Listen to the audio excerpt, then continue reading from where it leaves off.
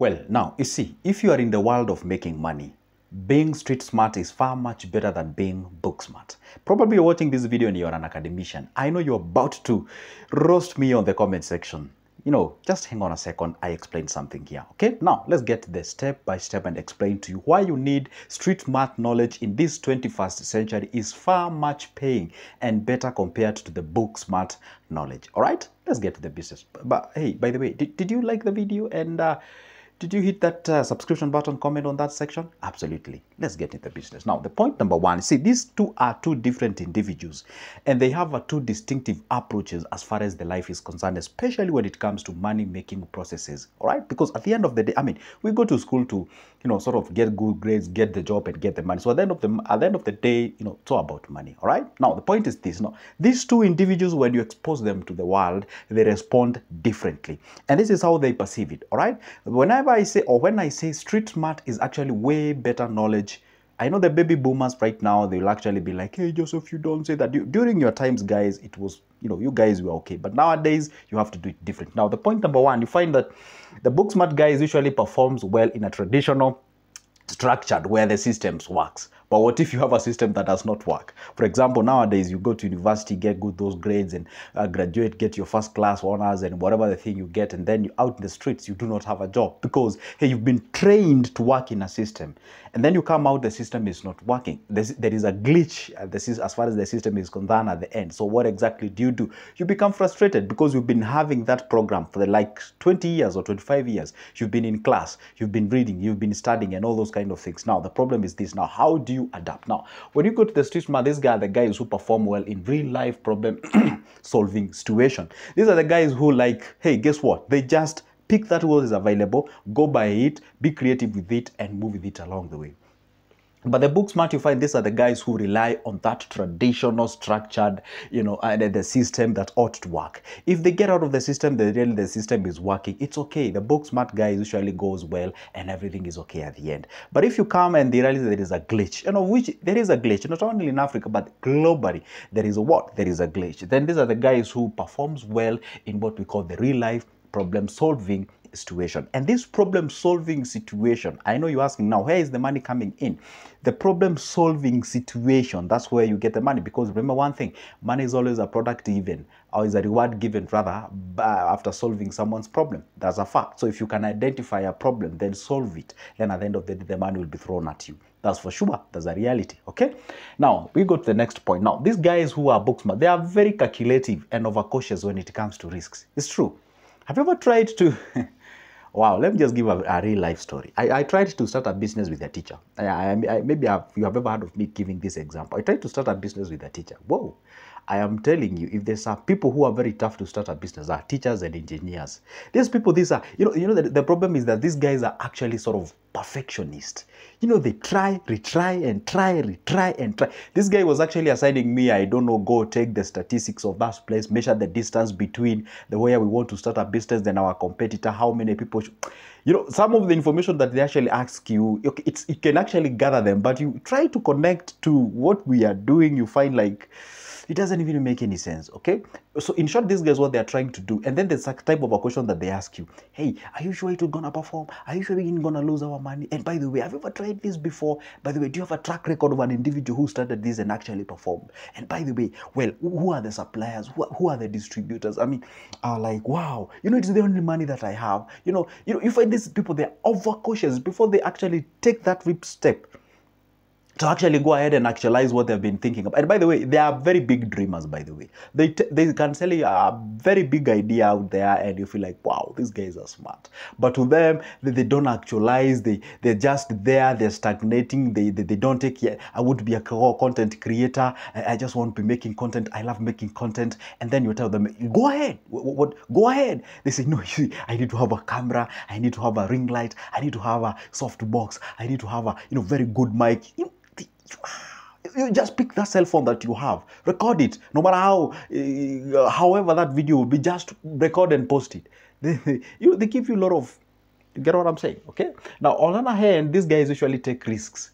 Obviously, when I say risk, I mean it's a calculated risk, not just any risk. They don't just wake up in the morning and start a butcher. They don't wake up in the morning and start a hardware. They don't just wake up in the morning and start a restaurant. No, no, they take a calculated risk. Well, I'm not saying that they're just ignorant, because you're about to say, hey, but they are ignorant. You see, you ought to know the performance of that area. It is true, but after identifying it, now take action. But the problem of these guys on this end is that they understand the statistics of that name is actually tough, of that specific locality, but at the same time, they never take action. They analyze, overanalyze, analyze. By the time they're analyzing, someone comes in, pick that shop, puts a business, gone, they're done, right? Because when you start a business, there are only 3 outcomes, by the way, okay? Works it, or it works, doesn't work, or you stay stagnated. There are only 3 outcomes. But when you start nothing, you have nothing. You never started, your money is idle, you never gain any experience. That's a reality, and that's how it is, all right? And that's you find these guys on this end, when it comes to the street smart, these are the guys who actually are making smart money and good money out there. There are people who are actually pushing it along the way, and they're actually doing good when it comes to making money in this 21st century, all right? Number 3, and by the way, if I can straight a little bit on this risk management and risk taking and what have you, these street guys usually are this smart, book smart guys. Usually they just rely on that what they gained, but these are guys, they can actually go out there, you know, and be adaptive to the environment. Anyway, let's go to point number 3. They emphasize on theoretical knowledge gained from the books. I ever find somebody who is trying to sell you an idea that is in the book, and you try to, you try to, for example, when I do prepare business proposals and business plans, okay? If you'd like that service, by the way, you can always pick my number from the description of this specific video. So whenever I prepare a business plan, at the end there, I actually indicate, hey, all the information gathered here was actually from a reliable sources, okay? And again, always adjust the numbers to suit the ground, or to suit the actuality on the ground. That's what I always indicate there. Always adjust the numbers to suit the actuality on the ground. You know, there is a difference between sitting down and coming up with a business plan vis-a-vis now taking that business plan to actually actualize it. Have you ever seen a drawing provided by an architecture? Or maybe let's say an architecture, an engineer, and a foreman. This is a guy who is on the ground. And then you realize there is somewhere where maybe let's say an architecture or an engineer who draws, or whoever draws. And then you realize on the ground, these fittings are not actually good. Okay, fine. I'm saying this because I have been in the construction industry. Because before you actually roast me on the comment section, I was an interior designer for over 4 years. So I know everything about that. Well, I may not know how to build and whatever, but at least I've been dealing with people who does exactly that. I still have a very many number of friends of mine who do that. And they tell me sometimes you can be provided with a drawing from an architecture, and then with the moment you try to actualize it on the ground, you realize there is a glitch. Absolutely, there is a glitch. There is somewhere. They are perfect, they are great, we love them, they are good people in our society. But you see, there is a difference between you sitting before your computer, coming up with the drawings, and now taking those drawings to the ground and come up with a solution. Those are 2 different things. And these guys who are book smart, they actually emphasize on the knowledge gained on the book. They just stress. For example, if an engineer comes on that side, they tell you, hey, this is what it says. We are supposed to act. Come on, just shut up. Shut up whatever the book says. This is what the ground says. This is where the real problem is. You go by exactly that. You get what I'm saying? And these guys, on the other hand, guess what? They value experiences in real life and quickly thinking about it and actually adapt to that environment. They can actually adapt to that. Hey, guess what? The book says this, but hey, in real sense, this is what actually can work and can actually be good. So we can drop the book, and you find like, hey, it's only that they don't have the capacity to go and change it, okay? But anyway, it is what it is, and that's how they are. And I'm not saying one is important than the other. No, I'm saying all of them are actually good, because hey, that is what the book smart people brings on board. That is what the street guys bring on board. All right, so don't think like I'm trying to draw a line between the 2 in the sense that I just want to, sort of crush them. No, I'm not trying to do exactly that. Now, the other thing is that hardly adaptable. The book smart, you find them, they are hardly adaptable. You tell them they're a teacher, you tell them they're an engineer, you tell them they're what? That's what they have been programming in their brain. They take that to the society. To them, even if they walk in the street of their village, they think, hey, I'm a teacher, I'm an engineer, I'm an actuary of science. That's who I am. And maybe the only opportunity that is here is farming. And they tell that guy is a farmer. No, they can't even squander you. The guy is always in a suits in a village, because, hey, whenever I was doing the psychology, whenever I was doing the teaching, I was told how to dress and how you impress people and how, pleasantly disposed you ought to. Come on. We are in the village, bro. Come on, we are doing farming. We have to adapt the environment, how it's going. Roll up your sleeves, get your hands dirty. That's where you get your flour. That's how we do it. That's it. But you find these guys who are street smart, guess what happens? They're easily adaptable. By the way, they don't have to explain to it. For example, you see, and sometimes I understand why the book people are usually, very hard to adapt. It is because, say you are the firstborn and maybe you're a graduate, and there are some guys who are following you, and they have seen you as a graduate, and then they are seeing you roasting maize on the streets, at the sides of the streets, and then you're like, hey, wow, I cannot be able to portray this picture to them because, hey, what will I even inspire them? Even if they are told to work hard, they will just ask their parents, now, how I work hard and end up to like that guy. You get what I'm saying? So there is that thing that they usually affect them. And by the way, talking of that, there is something called the status. That's the next point. You see, guess what? Status and standards are what they are their drawbacks. I will repeat. Status or status, no matter how you pronounce it. Status and standards are their drawbacks. What do I mean? For example, if today we meet somewhere, and I tell you, hey, good morning, my name is Joseph, and I am a doctor.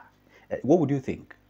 Probably you say, how? No, not even think. You'll be like, oh, wow. That is where you expect me to be living. Where I live. Probably in the suburbs. Probably I do have a car driving somewhere. I'm okay. My kids are schooling somewhere. There is that status that you give me. All right. And what if somebody tells you, meet guy on the way and be like, hey, good morning. My name is Joseph. I'm a mechanic. What do you expect?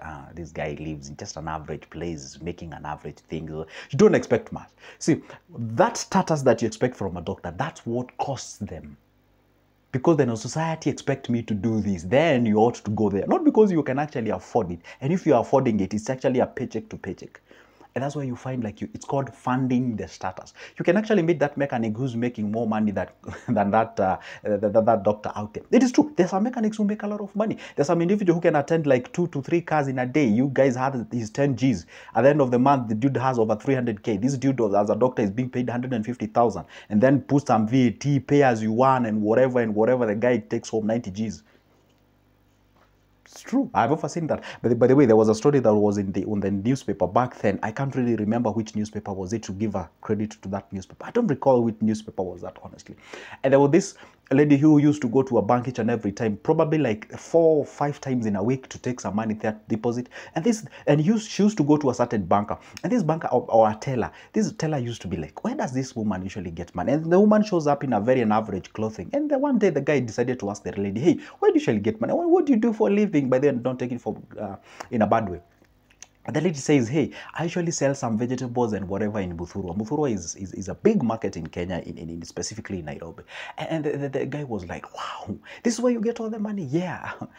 Wow. The guy was confused because he's making 40 Gs at the end of the month. This lady, according to the track record, she's making close to 90. And I was like, damn it. I would rather even leave this job. And by the way, the guy actually asked the lady, would you mind to show me like the way and how you can do the thing? And by the way, I can be able to process, we can be able to get a pickup truck that we can be able to, okay, fine. Story short. Right now, they are partners in terms of the business and they're doing business. The guy said, hey, guess what? That was the last time I quitted my banking. It is. But the lady was just looking an average individual out there. Just be smart. Like the next one, or rather the last one, relies on pre-existed knowledge to solve the current problem. And this is what I hate most. I really hate this. They usually rely on the pre-existed knowledge to solve the current problem. Bro, there's some of the pre-existed knowledge that cannot be able to solve today's problem. They are not adaptive. Well, I'm not saying that overly pre-existed knowledge cannot solve a problem. I'm saying like not all of them. You get what I'm saying? But this guy, guess what? They over rely on creation, or they create sort of, they bring up a new solution. How can I do this? How can I do this? All those kind of things. Probably these guys, you might find them being creative. And I'm not ruling out the fact that these guys can't be creative. They can, for those who actually can differentiate between the knowledge and application of it. All right? So anyway, guys, those are just by 6 points that actually differentiate and explain to you being a street smart is far much better in 21st century, that you can actually be able to make cash compared to being book smart. That's it, guys. Anyway, guys, don't forget this. You can pick my number from the description of this specific video. Pick it up. We can actually talk about businesses and investments. For now, it's a goodbye and see you in the next one. By the way, if I did hurt you in any way, if you're an academician, I hate to say that because it is the reality. And I know deep inside of your soul there is something that is telling you, well, this guy has had a point. All right? See you in the next one.